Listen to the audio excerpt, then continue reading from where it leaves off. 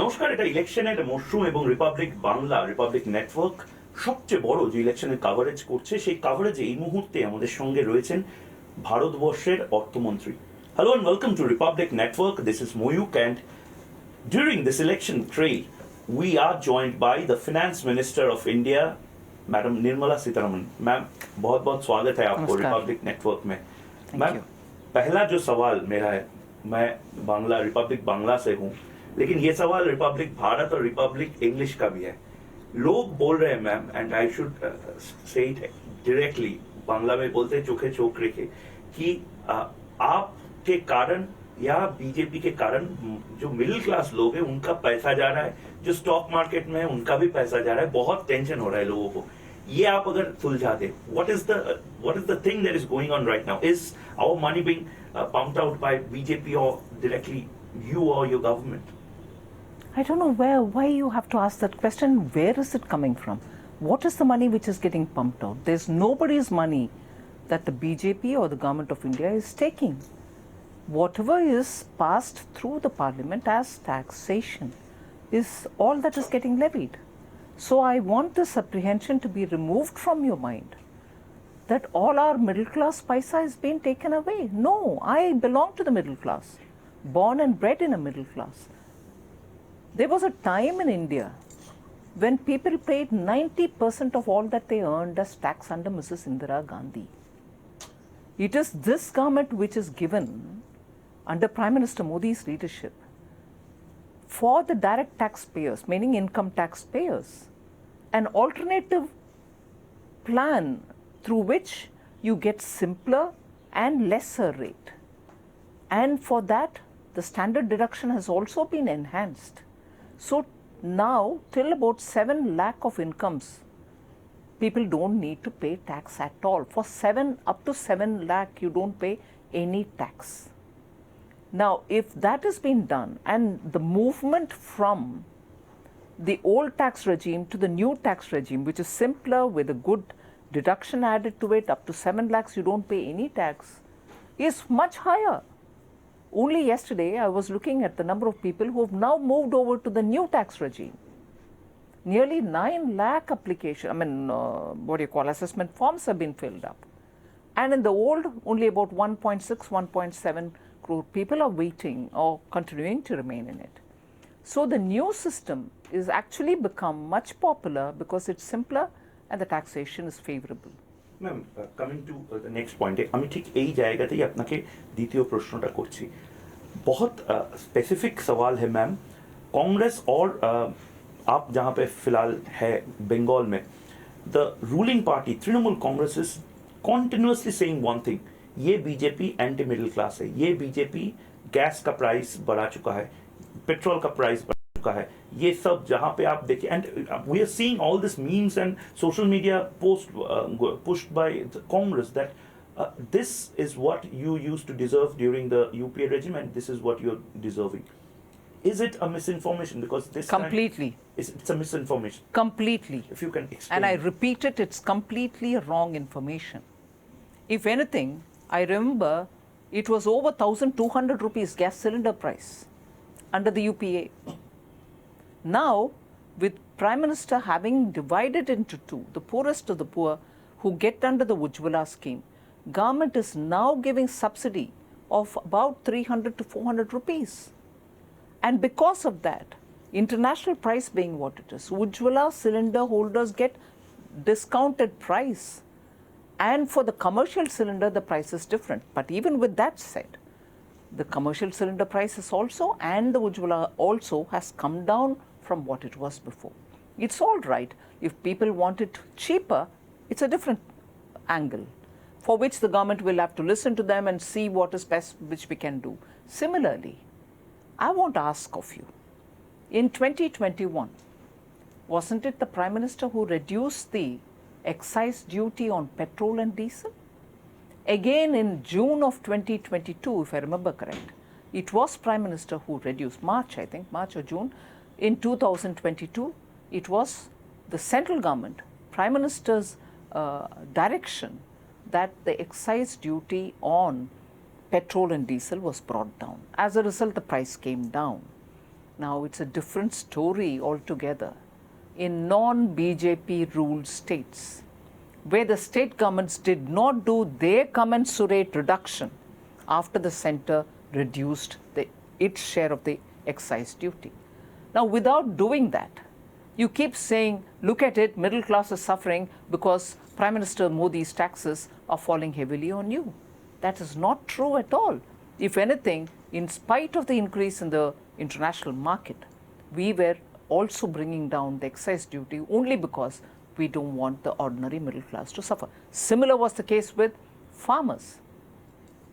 Fertilizer prices globally went up 10 times, 20 times, like that. So a bag full of fertilizer was 300 rupees. Even today it is 300 for the farmer.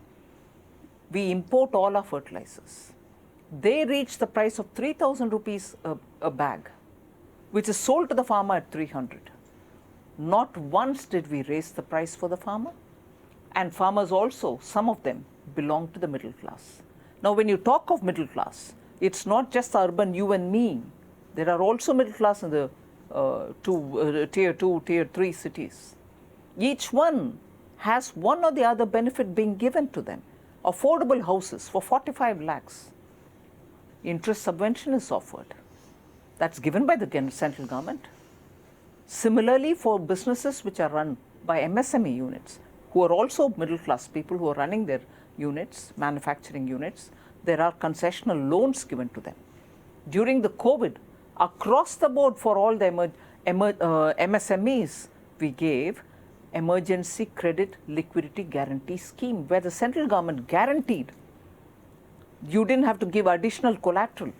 How do you combat this misinformation? Economics, the jargons, the heavy words. Like I'm totally a student of literature, but I'm going to vote. I have this equal power with finance minister भी vote करेंगे, मैं भी vote करूँगा, farmer भी vote करेंगे. तो आप ये misinformation को कैसे हटाएंगे? बहुत कुछ किया है आपने बोला है, लेकिन how do you? By repeatedly answering questions such as yours. You seem to have, I have no problem, do ask me. I'm not hitting at the proverbial so-called, we are the messengers, you're hitting at us. Don't get into that So you don't have a problem asking? You can ask, but I would want you to ask the same thing also to those who are doing the dushprachar. Will you ask the TMC chief that if she reduced the price here, while all the BJP ruled states reduced when Prime Minister Modi brought the rate down? One. Second, why is it that in West Bengal, many of the schemes of the central governments which are directly aimed at the aspirational class, those who've just come out of poverty, who are getting into wanting to be middle class, for them there are so many schemes. Why is she not allowing them? Wouldn't you want to ask her that question? Isn't the middle class, the poorer, lower middle class people of Bengal not deserving of all the schemes which Prime Minister Modi is bringing? You didn't allow that. And when you didn't allow these schemes to come, when you didn't reduce the price when Modi reduced the excise duty, you go about saying that it is Prime Minister Modi's taxes which are burdening the middle class. I would want you, media, to ask your own chief minister in Bengal. What was Bengal earlier and what is it now? Do you know that in Bengal, you're worried about middle class? I want to tell you. For 20 years now, continuously, 2 decades, the per capita income of Bengal is much lower than the national average. Is that not affecting the middle class? But once Murshidabad alone, one district used to garner 5% of the world GDP during pre-independent era in Bengal. Please remind that also and tell her that for 2 decades continuously, the per capita income of Bengal is much lower than the national average. Who is responsible? Okay, well, that's what I'm asking. If the national average, Bengalis or the people of Bengal are suffering. Please wait a minute. You've asked me a question, I'll answer it. Please. So when the national average is higher than your state's average, who's responsible, pray? Directly you can answer that. One. Second, monthly consumption, final consumption expenditure which families do. Again, in Bengal, is far lower than the national average. What does that mean? An ordinary citizen spends to keep his household going. He normally spends on day-to-day, buying of soap, oil, cooking oil or food or anything. That expenditure, compared with the national average, is about half in Bengal. If people have money in their hands, they will spend. There are no opportunities here. The net migration from Bengal, let me tell you this right up front. At one point in time, people go out for work. There are many who come here in search of work. Net, Bengal used to receive more people coming to Bengal to work. Today, since 2010, let me put it on your record. Since 2010, more than 1 million people have gone out of Bengal looking for opportunities elsewhere. But Mamata Banerjee is saying that centre is not giving jobs, centre is stopping the allotments. And I specifically quote Mamata Banerjee that stepmotherly attitude by centre, it has been there since decades. I want to know which are the specifics she's telling about it. No good saying stepmotherly. I want to ask which is the specific area in which we've not given her the help. More than 10,000 crores have been given in the last 3 years only for the state to spend on capital expenditure so that it can create jobs, you create assets. For Bengal only. Only for Bengal. Special capital assistance for states. All states receive. Bengal alone received since 2021-22, 22-23, 23-24. More than 10,000 crores have come to the state for building capital assets, which would generate jobs, which will generate demand for core industries, because if you're building something, you need steel, you need cement. So 10,000 crores have been given. All right? Then, I'm sorry to say, since you're repeatedly referring to your Honorable Chief Minister, every scam that has happened in this state, whether it is the teachers related, whether it is PDS related, whether it is midday meal related, you look at it, they are all schemes which are affecting the poorest of the poor. In that, there are scams. 23,000 people were recruited and the Supreme Court has said, please, no, it's wrong. Are they not middle class and poor? Who sold whatever little things that they had and bribed your minister, who was arrested subsequently, to get the jobs. So you're saying that this is Mamata Banerjee who is anti-middle class? I'm saying that every scandal that has happened in Bengal, which has gone to the Supreme Court, after passing through the High Court, after passing through various agencies, are all hitting the poorest of the poor, PDS, who benefits from public distribution system. Teacher recruitments, who are the kind of people? Are they top industry's daughter or sons?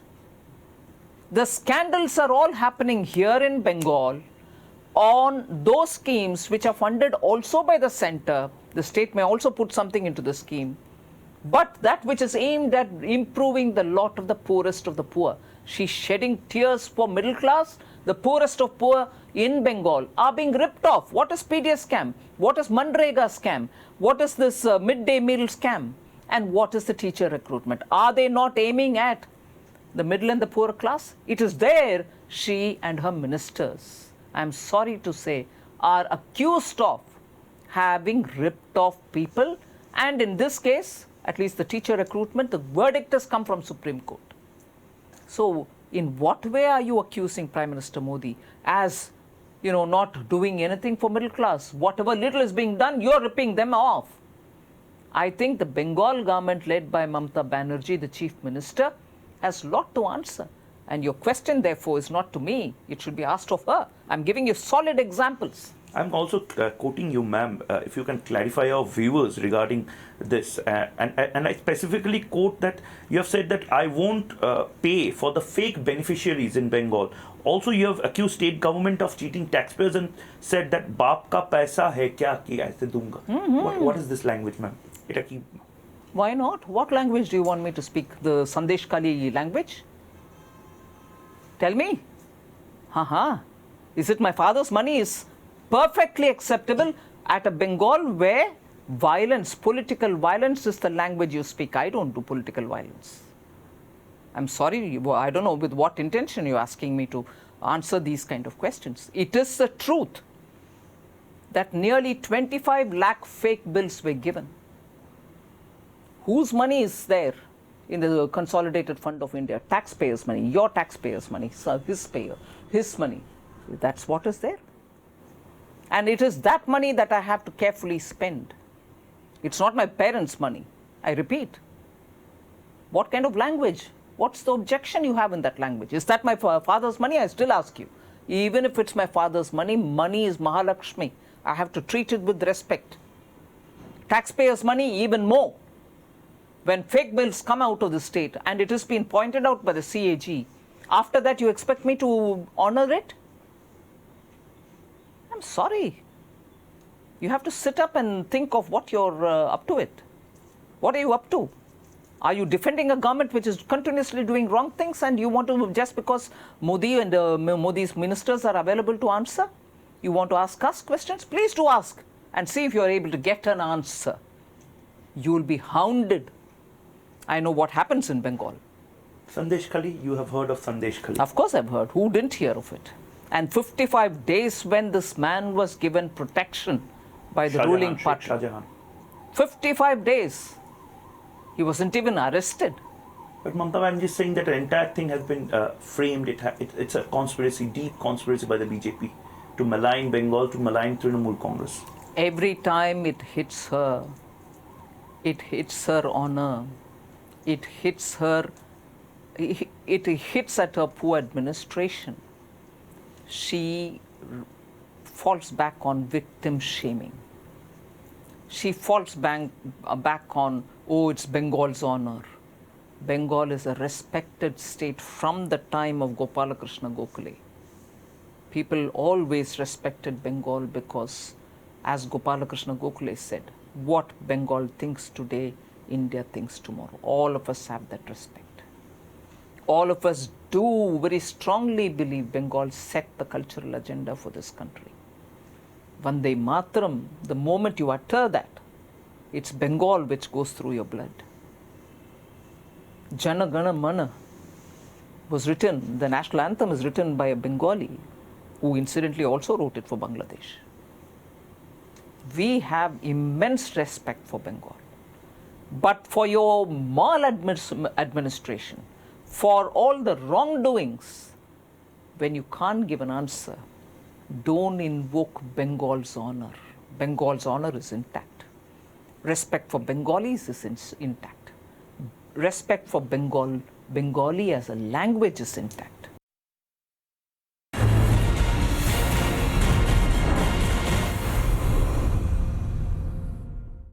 But what about the jobs, ma'am? Very well. I'm answering you on the question of Chief Minister Mamata Banerjee saying all this is a conspiracy. I'm sorry. Wasn't there 2 horrific incidents of rape in Kolkata? When the victim was told, it's your fault. Also, there was another incident, again, probably Kolkata, where the victim was told that it's because of you that this happened to you. It's a negotiation jhamela between customer and... Yes. So repeatedly the easy excuse which Honorable Chief Minister Bengal has resorted to, she herself being a lady, which is very hurting if you think about it. For her not to stand up for the cause of those affected women, but put the responsibility on others, instead of getting her administration do the right thing for the women. They are Bengali women as well. Ma'am, what's the solution? Because we also deserve an IT hub like Bangalore. We also deserve a huge technical... You know what like Bengal's contribution was, because you're so talking of IT hub, I want this, I want that. Yeah, we'd love to stay in our state. Yes, I appreciate that. 1947, Bengal's contribution towards manufacturing in India was nearly 24% of our total contribution. What is it today? Not even 2.9%, less than 3%. So, in the last literally 25 years, it has seen a downfall which is unbelievable. Industry leaders are leaving the state because of the lawlessness. If anything, TMC if you ask me, stands for Tolabazi. M is merely because you're constantly harassing people and rent seeking. And C is your corruption. So what is the way out is the question you're asking. Bengal मुक्ति का उपाय क्या है? You have to see how you can bring the administration to answer and choose your leaders wisely. What about the jobs, ma'am? Repeatedly. You can ask me on the jobs. I'll repeatedly say. Throughout India. I'm asking you, giving you throughout the country. Yesterday, you had the periodic labor force survey from NSSO, which came out, which showed how, in most of the country, particularly for women labor participation, the numbers have improved. Unemployment has come down. Is a data which they have very clearly put before us. I'm asking another question. Industry needs to come here. Investments need to happen for jobs to be created. Take the recent example. Bengal is known for industries. Once upon a time, it was a champion. Last 20 years, I'm telling you, it's come down. All right, 24% contribution, 1947, has come down to less than 3%. All right. Even a state like Assam, and why do I say even? Because of the remoteness, northeast, they are cut off. Now the communications are improving and all that. They could, Assam could. I'm not doing a one-on-one comparison, but just the spirit of it. Whoever would have thought that a chip semiconductor manufacturing unit would go to Assam, crossing over Bengal and go there. That too by Tata, which have been thrown out from Bengal. And which is a domestic investor, not a foreign investor. Why would Assam be an attractive option? Normally, you tend to think Gujarat, Maharashtra, Tamil Nadu, Haryana, the states which repeatedly get all these industries. And you need an ecosystem, you say, when you're talking of high frontier end industries. If a chip manufacturer thought Assam is good enough, and they've gone with a big investment there, I would have thought even that kind of rigor with which and the proactiveness with which, if Bengal had approached industries to come and set up something here, jobs would automatically come. Ma'am, we're talking about Bengal, but back to Modi economics, which is being talked about. Is it a success story or is it actually going to fail? Because lots of experts, I'm not going to quote them, they are saying, and you know a lot of them, saying openly that if Modi comes to power again, we are going to see a big depression. If Modi comes to power again, we are going to see, what we are seeing is an inflated growth by some investors to show the world that it's a prosperous condition right now. If you can explain that, ma'am. India is the fastest growing economy, comparable size wala economy. If you keep them all together, India's fastest growing. And that despite COVID, just despite the two wars which are going on, despite what the global disruptions in terms of trade is happening. Is that possible if the economy was not really up to it? I want to ask, because you're quoting all these observers, economists, all of whom said this, I want to ask of you. When these economists, the ones who told us during COVID, print notes, print as much as you want, but print money. Yes. If we had done that and not gone through the advice of Prime Minister Modi to target giving benefits, this revival would have happened? Or, like many of the Western economies which printed notes, today our fiscal deficit would have been mounting. Revival wouldn't have happened. Growth wouldn't have been achieved. And repeatedly to think that, because of this much of growth, but where is the jobs? Jobs are happening.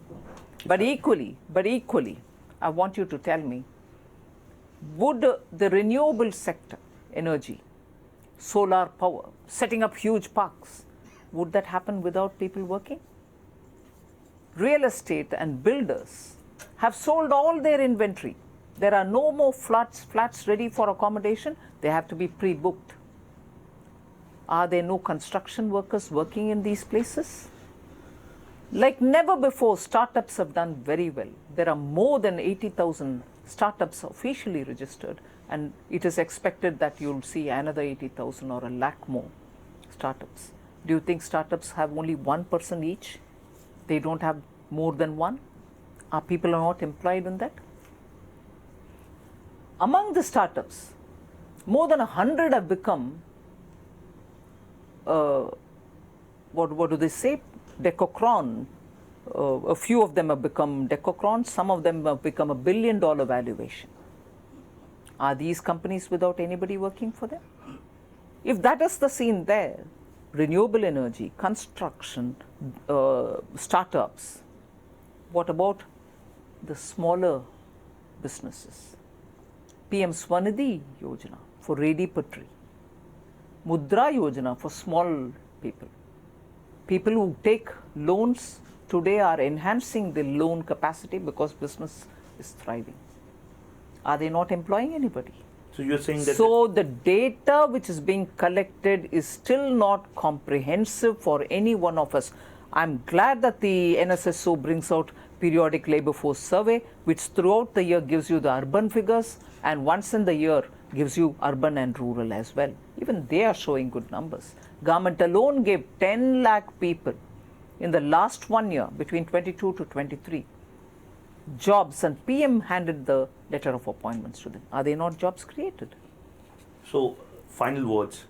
इस बार मोदी सरकार मतलब middle class के लिए सुविधा सक्षम, और इस बार मोदी सरकार मीन्स गया मिडिल क्लास जिंदाबाद, और मिडिल क्लास का सबसे ज्यादा सबका जिंदाबाद, सबका साथ, सबका विकास, सबका प्रयास, सबका विश्वास. So you're confident that of course Prime Minister Modi and his popularity is because he deals with everybody's requirements. He addresses every section of our society.